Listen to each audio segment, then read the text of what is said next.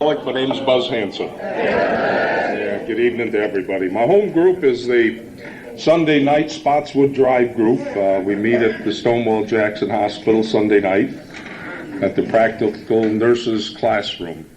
And it's an open discussion meeting, and everyone's welcome. 8 o'clock. What city? Lexington. That's the only town that has a Stonewall Jackson Hospital, isn't it? But everyone is welcome. We'll go ahead and start with our meeting this evening. If you join me with opening our meeting with a serenity prayer, please.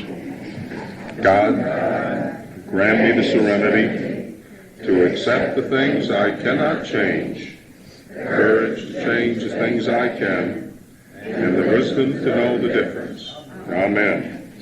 This evening we're going to open the meeting with a little different reading, and since our speaker is from the Baltimore area, we're going to go ahead and have Roger read the Old Baltimore prologue for us.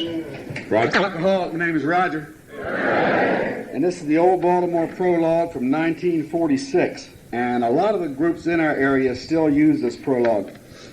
Alcoholics Anonymous is a group of people for whom alcohol has become a major problem and who have banded together in a sincere effort to help themselves and other problem drinkers recover their health and maintain sobriety. Definitions of alcoholics are many and varied. For brevity, we think of an alcoholic as one whose life has become unmanageable to any degree due to the use of alcohol. We of Alcoholics Anonymous believe that the alcoholic is suffering from a disease for which no cure has yet been found. We profess no curative powers, but have formulated a plan to arrest alcoholism. The only requirement for AA membership is a desire to stop drinking. There are no dues or fees in AA. Activities are supported by voluntary contributions of its members. Alcoholics Anonymous does not perform miracles, believing that such power rests only in God. We adhere to no particular creed or religion. We do believe, however, that an appeal for help to one's own interpretation of a higher power or God is indispensable to a satisfactory adjustment to life's problems.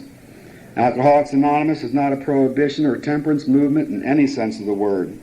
Neither have we any criticism of the controlled drinker. We are concerned only with the alcoholic. From the vast experience of our many members, we have learned that successful membership demands total abstinence. Attempts at controlled drinking for the alcoholic inevitably fail. We attempt to follow a program of recovery, which has for its chief objectives sobriety for ourselves, help for other alcoholics who desire it, amends for past wrongs, humility, honesty, tolerance, and spiritual growth. We welcome and appreciate the cooperation of the medical profession, the clergy, and the public in general. Thank you. Thank you.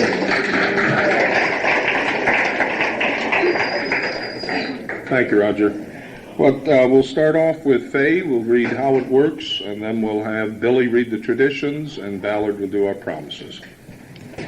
My name's Faye, and I'm a grateful recovering alcoholic, and my home group is Covington. How it works. Rarely have we seen a person fail who has thoroughly followed our path. Those who do not recover are people who cannot or will not completely give themselves to this simple program.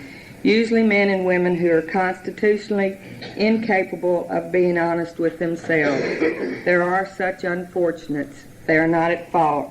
They seem to have been born that way. They are naturally incapable of grasping and developing a manner of living which demands rigorous honesty. Their chances are less than average. There are those, too, who suffer from grave emotional and mental disorders, but many of them do recover if they have the capacity to be honest. Our stories disclose in a general way what we used to be like, what happened, and what we're like now. If you have decided you want what we have and are willing to go to any length to get it, then you're ready to take certain steps. At some of these we balked. We thought we could find an easier, softer way, but we could not. With all the earnestness at our command, we beg of you to be fearless and thorough from the very start. Some of us have tried to hold on to our old ideas, and the result was nil until we let go absolutely. Remember that we deal with alcohol, cunning, baffling, powerful. Without help, it is too much for us. But there is one who has all power. That one is God. May you find him now. Half measures availed us nothing. We stood at the turning point. We asked his protection and care with complete abandon. Here are the steps we took, which are suggested as a program of recovery. 1, we admitted we were powerless over alcohol, that our lives had become unmanageable. 2, came to believe that a power greater than ourselves could restore us to sanity. 3, made a decision to turn our will and our lives over to the care of God as we understood him. 4, made a searching and fearless moral inventory of ourselves. 5, admitted to God, to ourselves, and to another human being the exact nature of our wrongs. 6, we're entirely ready to have God remove all these defects of character. 7, humbly asked him to remove our shortcomings. 8, made a list of all persons we had harmed and became willing to make amends to them all. 9, made direct amends to such people wherever possible, except to do so would injure them or others. 10, continued to take personal inventory, and when we were wrong, promptly admitted it. 11, sought through prayer and meditation to improve our conscious contact with God as we understood him, praying only for knowledge of his will for us and the power to carry that out.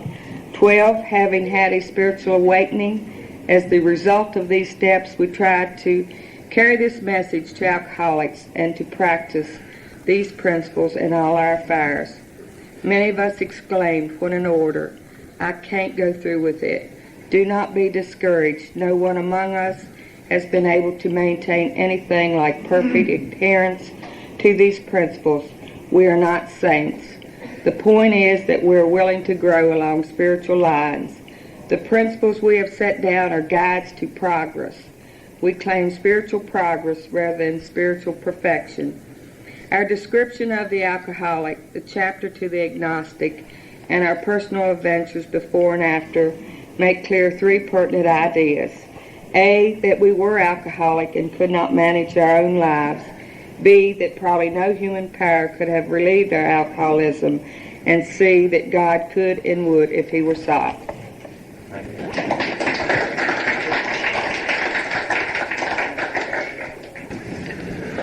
Hello everyone, my name is Billy and I am an alcoholic.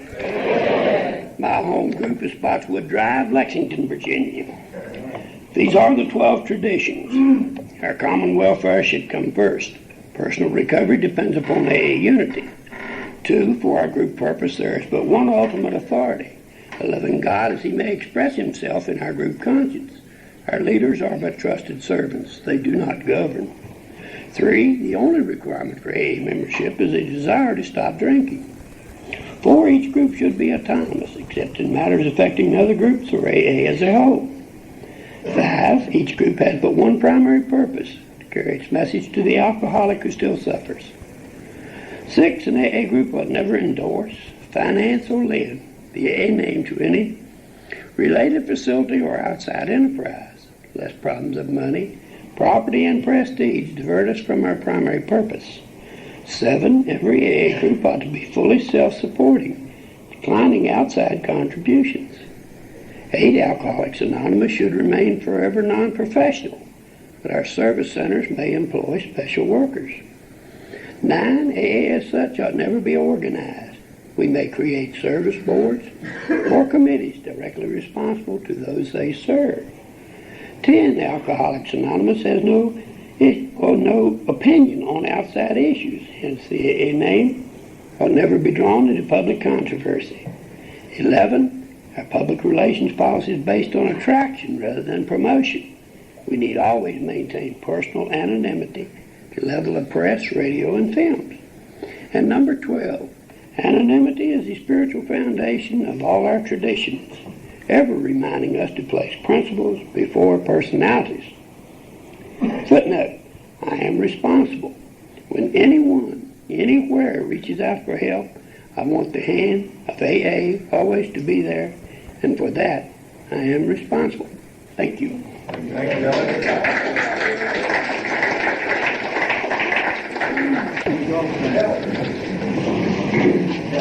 I'm Ballard and I'm an alcoholic.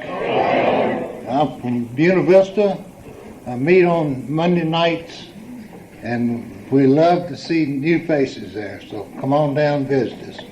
We have some good meetings. I'm going to read the promises for you. If we are painstaking about this phase of our development, we will be amazed before we are halfway through. We are going to know a new freedom and a new happiness. We will not regret the past, nor wish to shut the door on it. We will comprehend the word serenity, and we will know peace. No matter how far down the scale we have gone, we will see how our experience can benefit others. That feeling of usefulness and self-pity will disappear. We will lose interest in selfish things and gain interest in our fellows. Self-seeking will slip away. Our whole attitude and outlook upon life will change. Fear of people and of economic insecurity will leave us. We will intuitively know how to handle situations which used to baffle us. We will suddenly realize that God is doing for us what we could not do for ourselves. Are these extravagant promises? We think not. They are being fulfilled among us, sometimes quickly, sometimes slowly. They will always materialize if we work for them. I might add, I'm a living proof that most of these, I know they work, and most of them have come true for me. Thank you.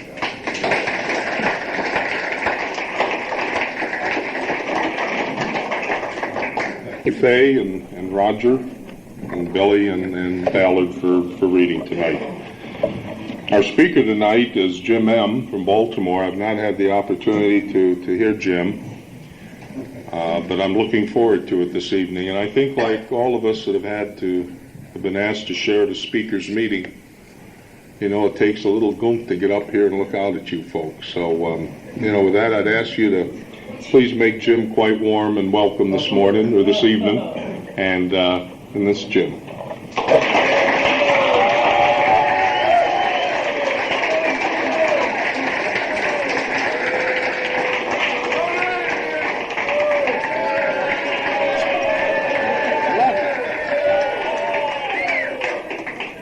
I'm an alcoholic. My name's Jim. And before I get started, there's one thing I want to do. Mike Barisi, where are you at? Stand up. Mike will be celebrating 14 years tomorrow at the Alameda.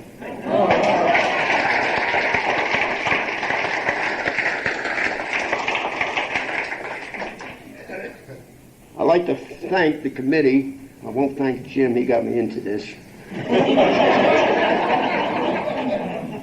For extending the privilege to be here tonight. And I believe it is a privilege to be at an AA meeting anyway. I believe that. My home group is Overly Monday night. It's in northeast Baltimore. And it meets on Monday night too, that's why they call it Monday night. Meets at 8:30, and we have been meeting in the same church for over 40 years. That tells me I belong to a good, strong home group. My sobriety date is December 29th, 1980.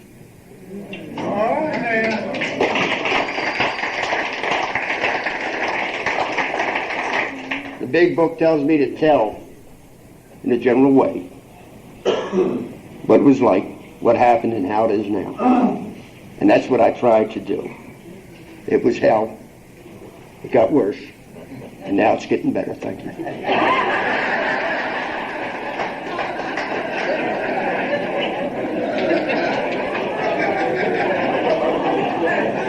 Well, back in the 40s, I was boxing. I was a boxer. And I had a big fight coming up in New York. And I was up in New York. And the night before the fight, I went out and got drunk. Went out and got drunk. And the night of the fight, I was in the ring. And I come back after the first round, and my manager said, "Jim, you lost that round. Better speed it up a little." After the second round, I come back, he says, "You're about even." He says, "Go out there and lay it on him." And I don't know what happened that third round. I remember thinking, and I remember that right to this day I remember, I wanted to fall down. I just wanted to drop. That man was beating me so bad, I just wanted to fall down. And something would not allow me to fall down. It kept me up until Barney Ross stopped that fight. And that's how I come into Alcoholics Anonymous. I was beat. I was beat. And I was desperate, and I didn't know how desperate I was. My last drunk, I don't know when it started, but I remember coming to on a barroom stool. Now, I don't know whether I was coming in out of a blackout or whether I'd been sleeping. I just remember sitting on that barroom stool and thinking, I don't want to drink. I've had it. And I had been out drinking for days. And I got up and I went home. Now, on that last drunk, I had stolen again. I'd stolen my own retirement check, and I didn't consider that stealing because it was my retirement check. And I never seen myself as a violent alcoholic. When I went home, all I wanted to do was go to bed, go to sleep. Don't bother me. And I went home that day, and I went to bed. And I couldn't sleep. I would lay in bed and think, how do I tell her that I stole that check one more time? One more time. How do I tell her? And I had no answers. It was early afternoon when I went to bed.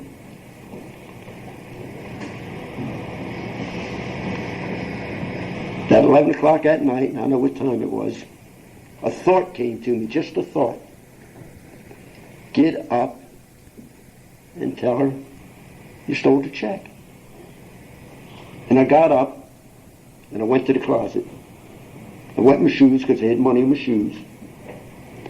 I went to the rug, pulled the rug up because I had money under the rug.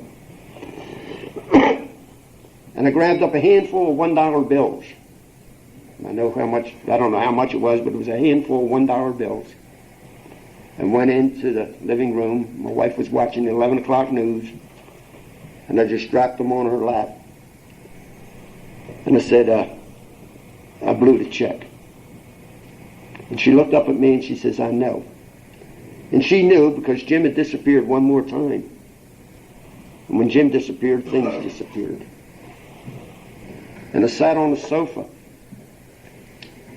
And I said, I can no longer go on like this. And I was crying. I was crying. I said, when I go to work in the morning, I'm going to ask Walter for help. And Walter was my boss. And I did not like that man. Did not like him. But he had disappeared from work. And everybody started whispering. He's drying out. He's in one of them drying out joints. And he come back and there was something different about that man. I did not know I was watching him. I didn't know it. And I hated him. Oh, God, I hated that man. He was a bad drunk. I drank with him. I mean, I hated him, but he was the boss, so I drank with him. You know, he couldn't leave work alone. He always talked about work when you were drinking. And he talked about the people. But he was the boss, so I drank with him. And I went to Walter that morning. As soon as I walked into work, I asked him. I told him I had a problem and I needed help. He said, come on in the office. We went into his office and he talked for hours to me. And the only thing I heard him say on the 29th of December is if you can go to the 2nd of January without a drink, I'll take you to an AA meeting. And I said, okay. I left work and I went home that day. And I walked in the back door.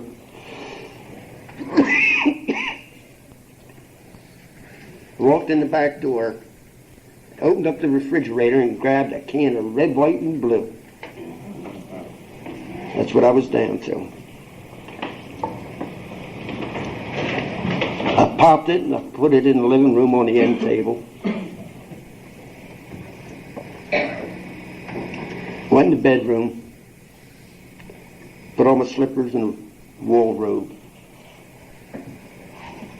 At that time I had thermal underwear on, regular winter clothes, wool robe. And I reached for that can of beer. And I remember telling Walter I wouldn't take a drink. And I picked that beer up, walked out in the kitchen, and poured it down the drain. There's no way I could do that. No way. Walter was a power outside of myself and greater than myself at that time. I know that today. I just told a man I wouldn't drink.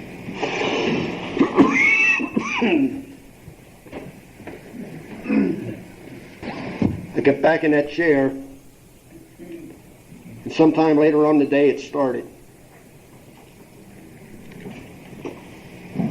The shakes and the sweats. And the snakes came to see me one more time. God, I hated snakes. I still hate them. And I would get up and I'd walk and I'd sit. If I drank water, you come right back up. Came right back up. Couldn't keep nothing down. God was good to me at that time. Very good to me. Because I only have glimpses of what I went through. Just glimpses. I do know on the 2nd of January,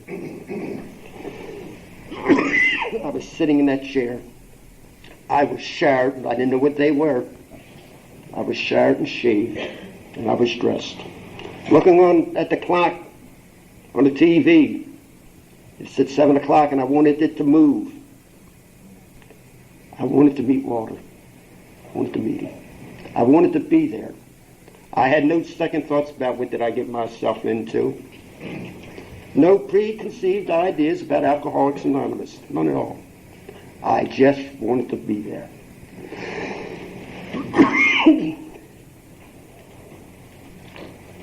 I was on that parking lot outside of the welcome group, waiting for Walter to get there. Walter showed up and we walking inside.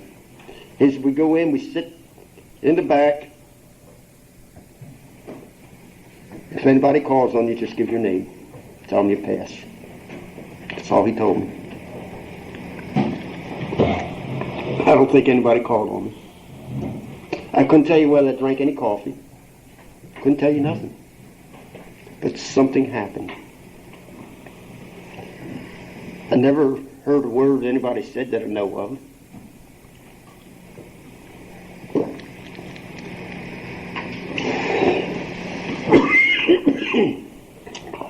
But hope was given to me. I got hope at that meeting. When we walked out of that meeting, I asked Walter, when is the next meeting? When is the next meeting? He didn't have to ask me if I wanted to go to a meeting. I just asked him, and he told me, and we went. He took me to a couple meetings after that. And on a Thursday night, he gave me a directory and turned me loose, and I ran. God, did I run.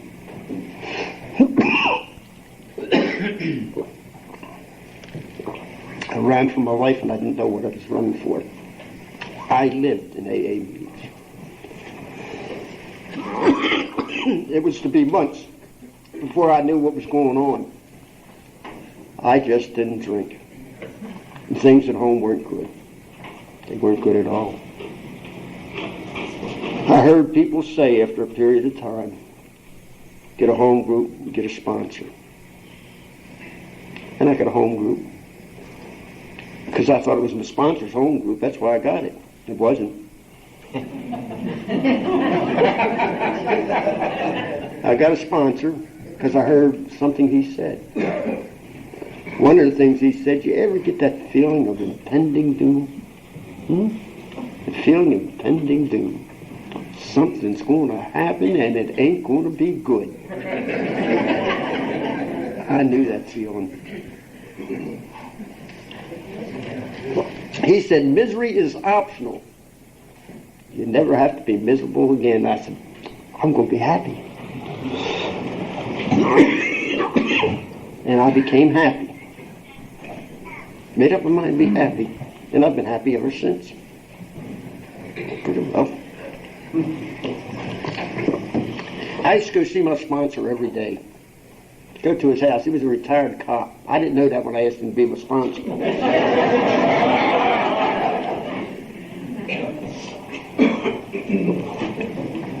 And I would sit and listen to Joe talk. When I said sit and listen to him talk, he never shut up. He never shut up anywhere he went.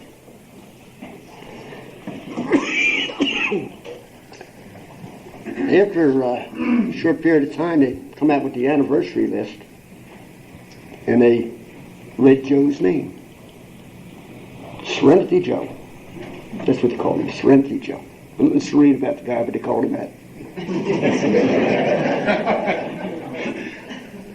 1 year. I said, my God, I got a rookie.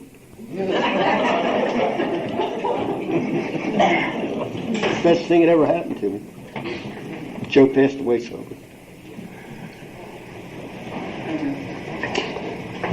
You told me it made no difference what we drank, how much we drank, or how long we drank. It's what it did to us when we drank. And it did a number on me, as it did on you. I was neither too young nor too old when I got here. I was just right. I was beat. And I hated you. And I hated you. Women. Oh, God, I couldn't stand them. You know something wrong with you. Young people. Punks.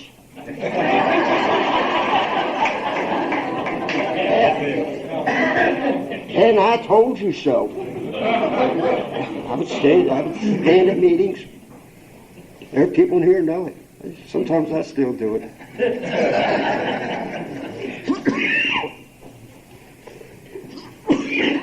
Boy, this has got to go.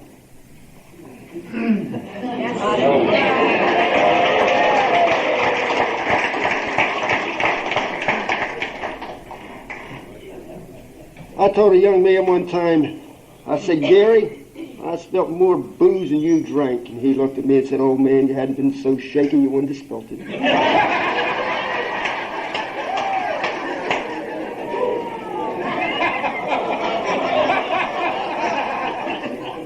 That was my first pigeon. That man coming here facing a year in jail. He's a dentist today. He's a dentist today. He's in school being a surgeon. Hey, it works. But you have to work for it. You know, ego. God, my go and arrogance was way out. Way up. You know, they made me the coffee maker in my home group. Then they asked me, do you know how to make coffee? I put over 20 years in the Navy, and they're asking me if I know how to make coffee. They didn't like it, but I made the coffee. And they wanted to clean the coffee pot, and I wouldn't let them.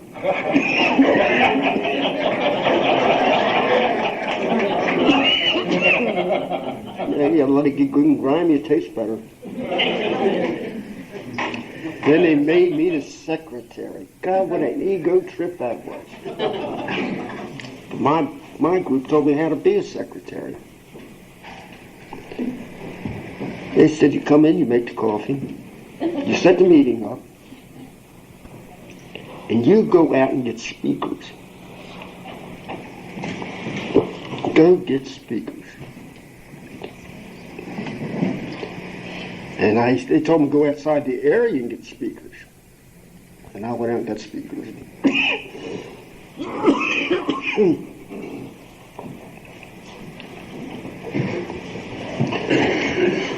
I brought people in to speak, or I'd be out getting them. And I'd hear somebody that had wit. And I'd walk up to him and say, Rich, would you like to chair my meeting Monday night? And Rich would say, yeah. And he'd come chair my meeting. And there was only about 10 or 12 people in the room. And I'd hear a guy right off Skid Row. Well, not right off, but he'd been on Skid Row over in D.C. And I asked him, I said, Steve, come out and chair my meeting. Steve said he'd be glad to, and he'd come out and chair my meeting, and that room started filling up. Man, law enforcement heard him. And I asked him, John, how about coming out and chairing my meeting? John said he'd be glad to, and he come out and he chaired my meeting. And I wanted you women to like me. God, I wanted you to like me. So I knew I had to get a lady speaker. People pleasing, right? And my company physician was a doctor in the Fellowship of Alcoholics Anonymous. And I called her up. And I said, Georgina, how about coming out and sharing my meeting Monday night? She said she'd be glad to. And she came out, and that room was full. They were sitting in the hallway. I filled that room up. They were sitting in the hallway. Georgina come out there, and she sat down alongside of me, and I was just about as proud as could be. Late August, early September. And I introduced her. And she gave her name and said, on the 4th of July, I bought a quart of whiskey and got drunk. I said, my God.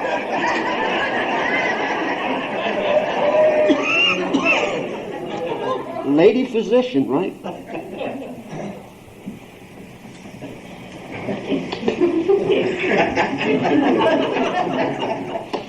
Head running. I got this bimbo up here, sitting right alongside of me, just coming off of a drunk. My sponsor in the front row, what's he thinking of me? And his sponsor sitting next to him, what's he thinking of me? And all those home group members in the back, what are they thinking of me? And I never heard another word she said. Never heard another word. All wrapped up in me. Mm-hmm. What are they thinking of me? It ain't none of my business. But I didn't know that. And the 10th step says promptly admitted. And I had to go to her. Promptly.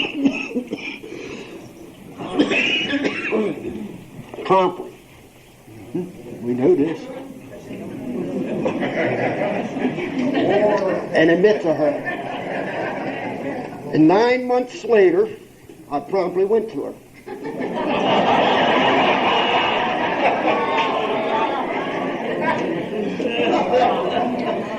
Told her what my thinking was. She says, Jim, I didn't know you were thinking like that. Of course. She didn't know it. Because my thinking wasn't bothering her. It was bothering me. God. You know that woman's been sober ever since? Ever since. And we laugh. When we think about it, we're at the same meeting. And so people will say, that's the guy calls you a bimbo? You know, people don't believe she's a bimbo. One of my anniversaries, they made up a whole bunch of little pins, about that big, little. Gave them to the women. It was at the meeting. Jimbo's Bimbos.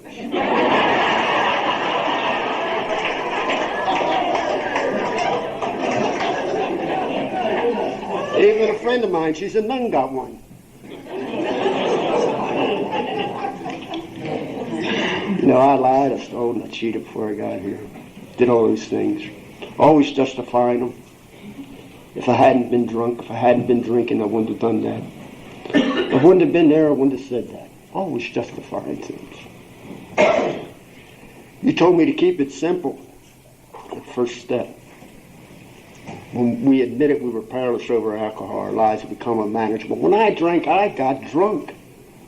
It's that simple. When I drank, I got drunk. I was powerless over alcohol.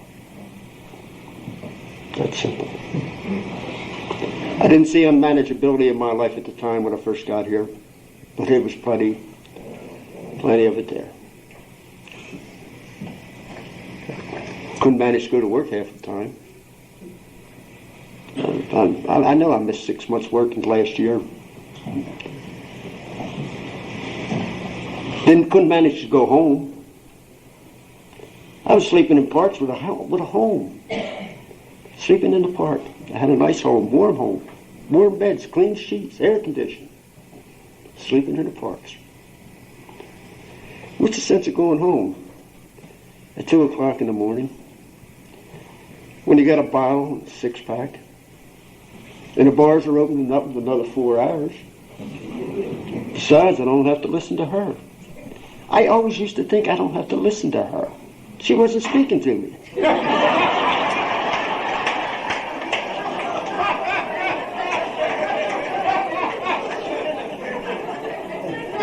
All I would get from my wife when I walked in the house was this disgusted look and contempt. God, how I hated that. She'd just look at me, wouldn't say nothing. And that hurt more than if she had said something. In the second step, it says, restored to sanity. Restored to sanity. And it didn't say anything about insanity, but I think insanity. I listened to you people speak, and that did not apply to me. I had selective listening. And the people I heard, now I heard a lot of people, but the only ones I heard were the ones who had been in the nut houses.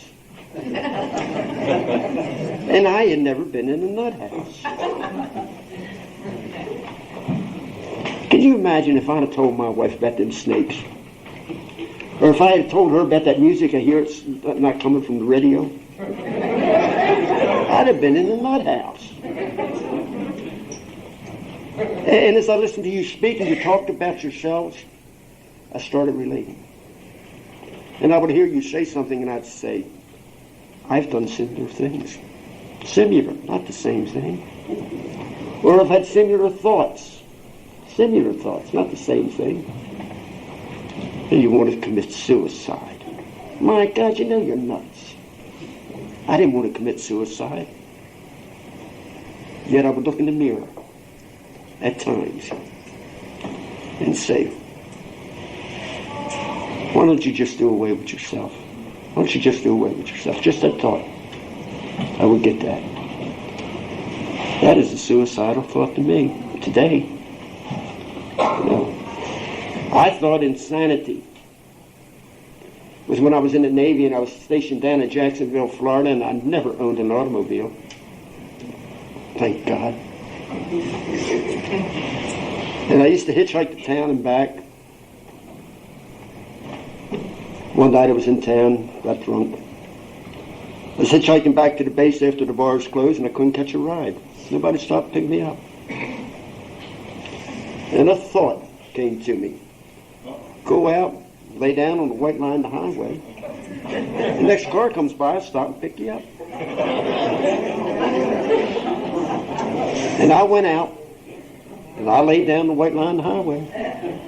And the next car come down the road, ran over me.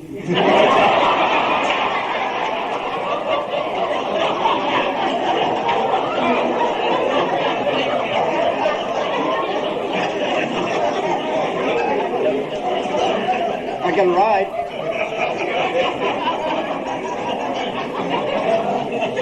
I don't know why you're laughing. That wasn't funny.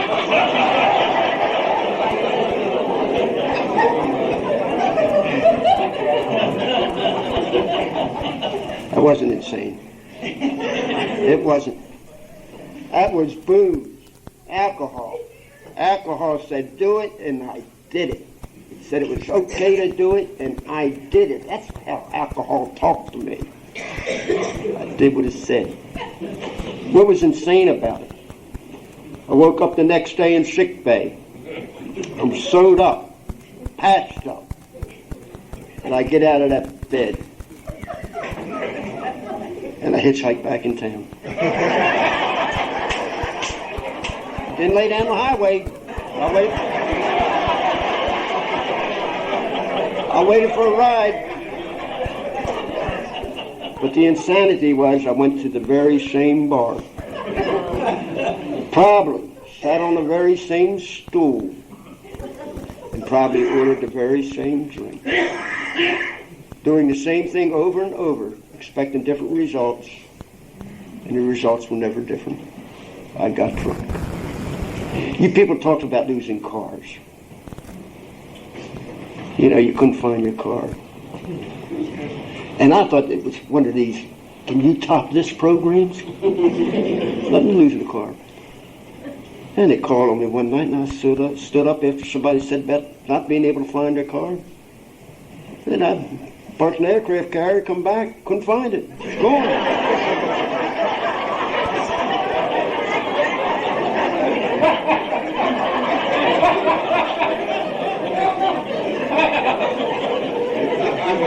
And that happened more than one time.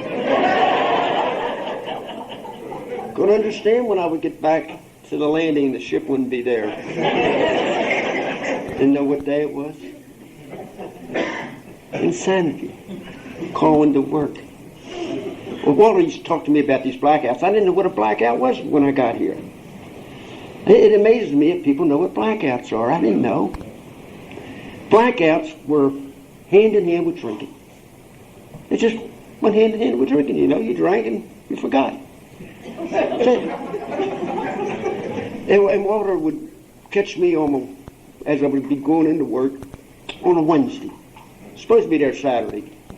And I'd show up on a Wednesday and Walter said, I got to talk to you about your blackouts.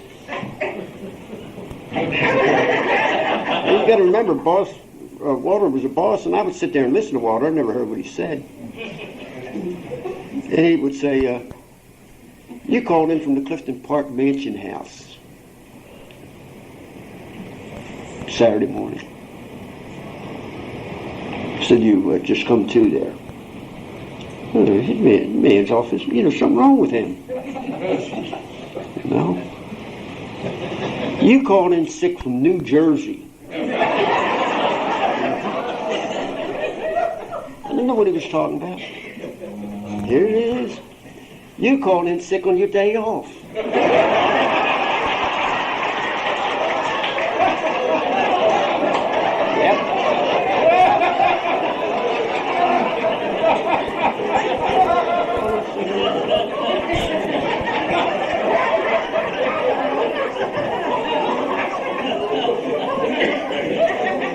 If you've been there, you know you don't know what day it is. You come to some place, you look at your watch, and it's 4 o'clock in the morning. You're supposed to be at work. And you make a telephone call and say, I'm sick, I won't be in. Didn't know what day it was. Be at work and not even know how I got there. Walter told me one time, just show up. Just show up. I couldn't do that. I couldn't show up. I talked to chaired my first meeting. At the end of that meeting, I said, I know I will have trouble with the third step.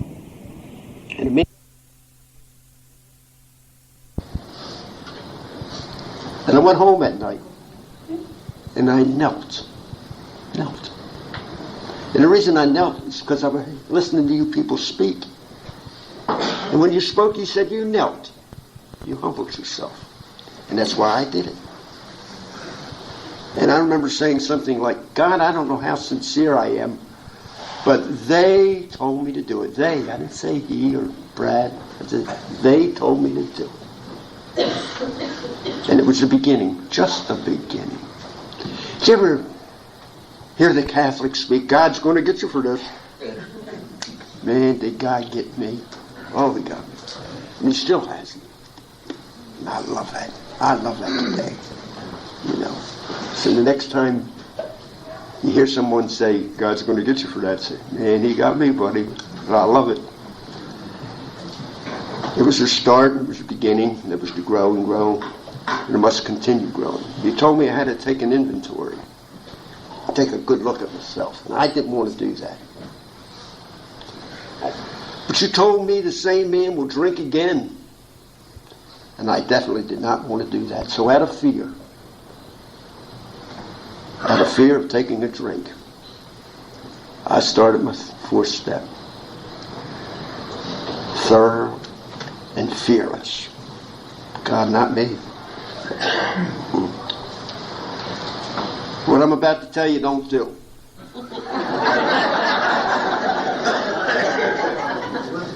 I was working for the post office. I was a timekeeper. Didn't have these fancy computers and stuff. You did it with a pencil. I was a timekeeper. And I would put myself on overtime, working a fourth step. Honest. Huh? I'm stealing. I'm lying and I'm cheating, doing a fourth step.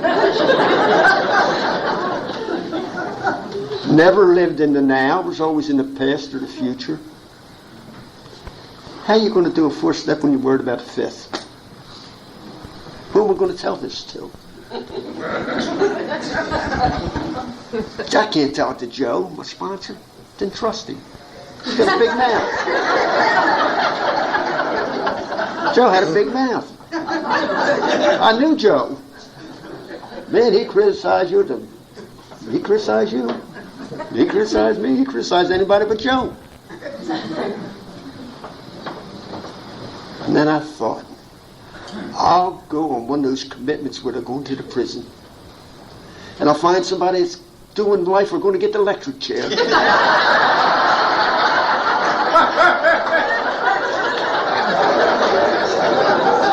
Yeah. That's where my head was. The thing is, I was willing to do it. I was just willing to do it, that was all. I've redone it many a time since, many a time. I do it down here every year. I take a fifth step. Well, I happened to be at a meeting one Sunday morning and I seen a man who I hardly knew. There was something about him. God's direction is what it was. I never heard him criticize anybody. Very laid back. And I walked up to him and asked him if he had some time that day. Told him what I wanted to do. And he told me to meet me on the golf course. And we sat on a bench. And that man told me before we started, he said, Jim, I owe this to you. I'm one drink away from a drunk. And what you are about to tell me, if I get drunk, I'll be all over the city of Baltimore. And it didn't faze me one bit. It didn't bother me. And then we went ahead and did my fifth. And when we were finished, I had my big book. He had his. We did the sixth and seventh step right then and there. And he told me to go home and think well, just like the book says, well about what I had done. Find that quiet spot. And I went home and did that. He told me to use that fourth step to make my list, to make my amends. And I made my list, but I haven't made all my amends. I haven't made all mine. I never will, I don't believe, because there's people I've heard and there's restitution to be made all over the world that I'm not even worried about. Some people accepted my amends and some didn't, but I was told before I went about it, what you're doing is for you and it's not for them. You go about pointing out to them, Jim, where you have wronged them. Not, I'm sorry. Where you have wronged them, and let it go. If they accept it, all well and good. If not, come back and talk to me. And it'll be okay.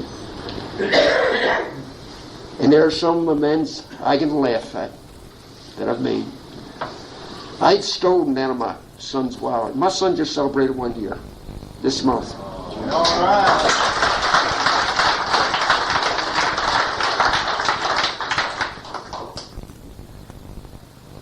I had stolen out of his wallet one time to get booze. And his car was busted, broke, banged up, I don't know. And he needed a ride, and I was taking him someplace, and I had put money in my shirt pocket to repay him. And as we pulled out of the driveway and got on the street, I reached in my pocket, handed Lee the money. I said, Lee, here's the money I stole out of your wallet way back when. And he looked at that money and he looked at me. Big smile on his face, big smile. And he handed it back, said, Dad, I got you for more than you got me.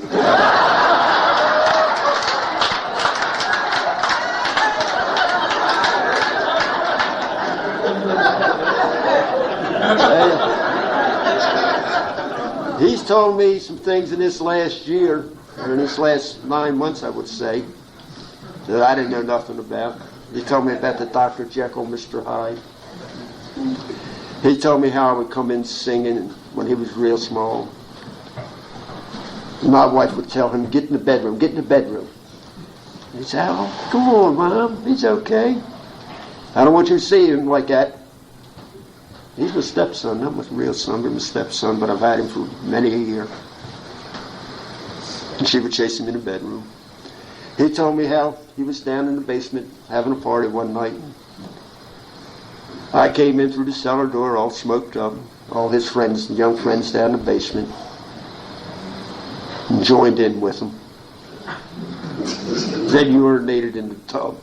You know, that deep sink down there.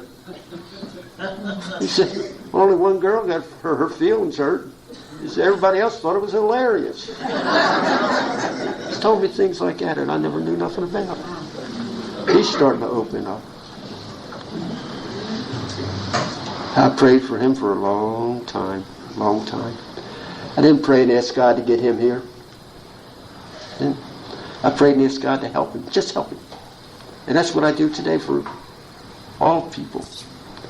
I don't pray and say, God, do this for him or get him better or nothing. I said, just say, just help him, God. Just help him. You know, on the 10th step. I'm not prompt. Man, I hate coming to you.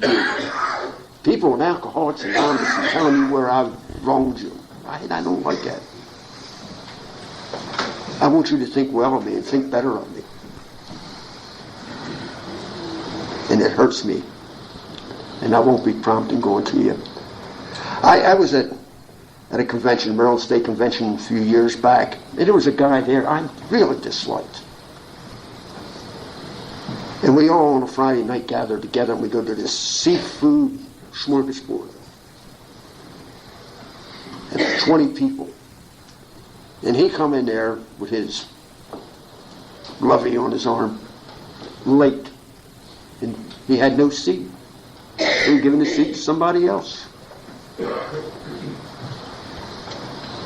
And he wanted to know why he didn't have a seat. And my sponsor started, yeah, if you know, real nice.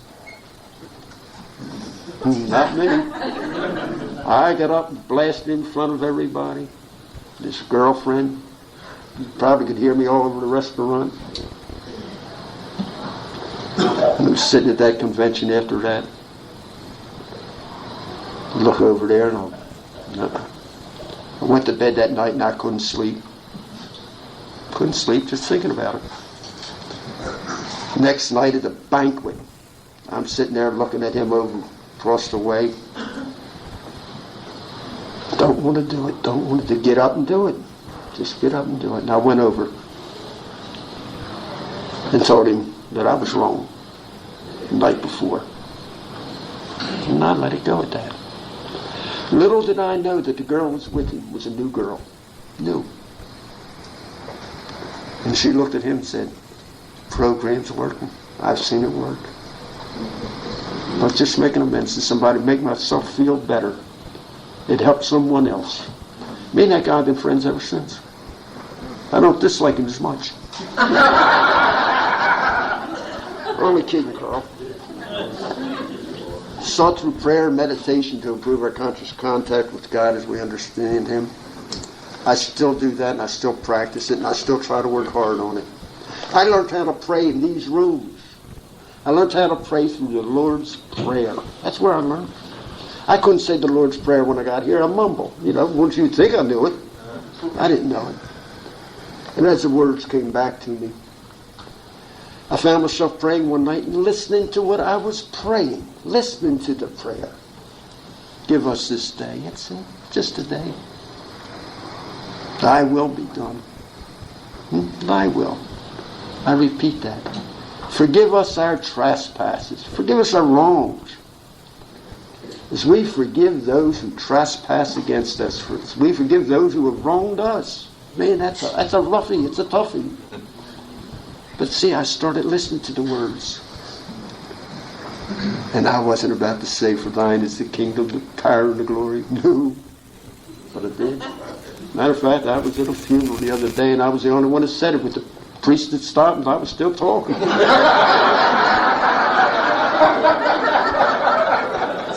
Didn't bother me one bit. Didn't bother that priest. For thine is the kingdom, the power, and the glory. I used to take credit for my sobriety. 98% to you, 2% to me. I do the leg work. I do the footwork. God gave me feet. God gave me the feet to do it with. I know that today. I've learned how to pray for others. I've learned how to sit and listen at meditating for it. Just sit still and listen. Sometimes I get something, sometimes I don't. Just like the meal. Sometimes something comes. Having had a spiritual awakening as a result of these steps, we try to carry this message to other alcoholics and to practice these principles in all our affairs. I fall short, way short, practicing them in all my affairs. But carrying the message, I love carrying the message of Alcoholics Anonymous. And the message is the same message that was first carried to me years ago in a funeral parlor by an uncle who I hated. He got sober. Guess where we're at? He was 64 years old when he came to Alcoholics Anonymous. He was in his 80s when he died. Sober. Long shot. They called him. I don't know why they called him long shot, because his chances of getting sober were so slim, or because he was always at the racetrack.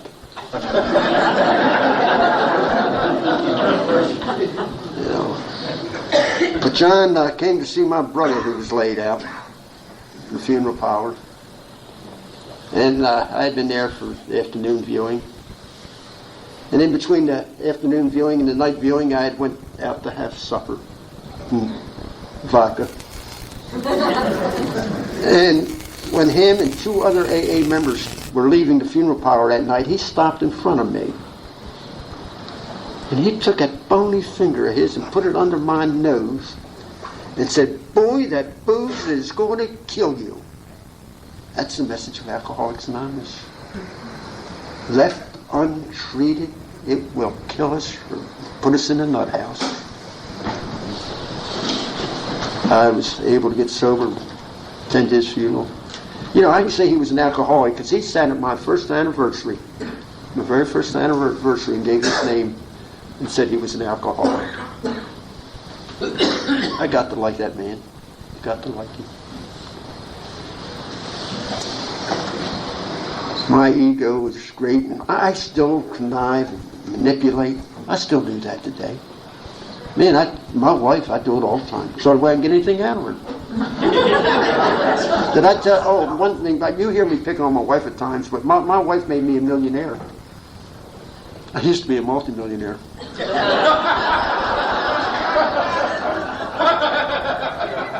That's why I stole money. Yeah. I would get these. I remember they asked me to go to that first convention in Maryland, my first convention. And they gave me that registration form, and I went home and I sat it on the table right in front of my wife where she has her morning coffee.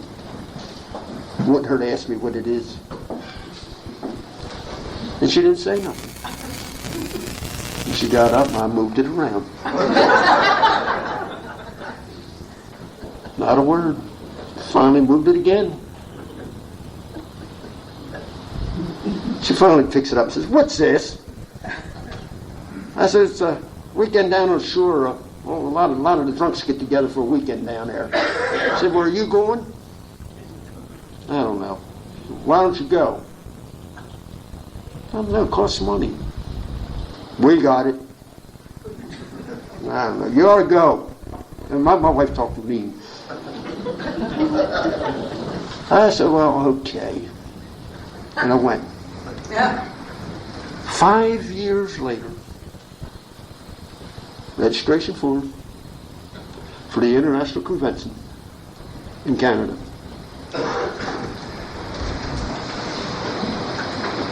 $1985. And I put it in front of her. Not a word, move it around. For the whole same thing again. Finally said, "What's this?" And I said, "They get together from all over the world." She says, "You going?" "I don't know." "Same thing, costs money. You ought to go." "Well, it costs a lot of money." "We got it." "Well, okay, I'll go." Today I get some registration form, I rip it open, say here, and she fills it out, sends it in, and we're on our way. I'll tell you about that convention up there in Montreal for me in '85, and then I wind it up. It was very moving. I got to see, my first one. All these flags and all these countries and all these people, and any place you went in Montreal, all you seen was name badges and teeth. Shaking hands. Felt like politicians, a whole bunch of us. I think it was 48,000 there that year, if I remember, something like that. And I went to that Sunday meeting at the Expo Stadium. And I mean, very moving, very spiritual. You could feel the electricity in the air. You could feel it. And when we said that Lord's Prayer at the end, not a dry eye, I guess it was not a dry eye. I know mine were wet. Man, I was really pumped up. And I went back into Montreal, and I'm in the metro station there. And I'm looking around, and there's not an alcoholic in sight. Not a one. They've been just like packed up their tents and snuck out of the desert. No, not a soul around. And a young lady came up to me. She says, I still got my name badge on. She said, "You're with the convention?" I said, "Yeah." "You?" She said, "Oh, no, I'm local." She says, "Is it over?" And I said, "Yes." She said, "Where are you staying?" And it took me 2 hours to get back to my motel. Two subways and a bus to get back to where I was staying. And I told her. She says, "I got a car." I got a car. And the wheels started turning. I'm thinking, the guy I'm rooming with, he's way out there, on his way back in here to meet me. Not an AA member around here. Not a one. And my wife's in Baltimore. She'll never know. She'll never know. And I happened to look across the way a little, and there was a man standing there. And he had no teeth and no hair. I had no teeth when I got here, no hair, but I got teeth today. But he had no teeth and no hair, and I looked across there and I yelled, "Dudley, Man by the name of Dudley Lackey, he passed on recently. We're standing there. I believe God seemed fit at that time to put Dudley there. As he looked down upon me and said, look what that little dummy's going to do. Look what he's going to do. And he gave me a chance. And I know what I would have done. I'd have came back home full of guilt and full of remorse. No longer able to live with myself or within myself. And I would have known one way to take care of that. We know how that would have been. It would have been pick up a drink. Me and Dudley and his wife Frances went up to a cathedral, I think it was Notre Dame or something. They went around looking at all the icons and treasures in that church, and I just sat on that back pew being thankful for Dudley Lackey. God had given me that day. It's happened to me on more than one occasion. Not the same thing, thank God. But where I've been about to do wrong, and somebody will just pop up and keep me straight. My life today is nothing compared to what it used to be. I'm not rich. I'm not poor. Not monetary. I'm rich. Oh, yes, I'm rich in sobriety. Rich with friends. Rich with love. So many things. I can be thankful today. Every day that I've been in Alcoholics Anonymous has been a great day. A great day. Not a good day, a great day. Because my sponsor Joe told me any day you don't take a drink, dummy, is a great day. He told me that. And I've kept that, and I keep it. I'll hold on to that. I'm going to end it right now. I don't know what could have been, what should have been. But I know what was, and I know what is. And I know I isn't what I used to was. I thank you.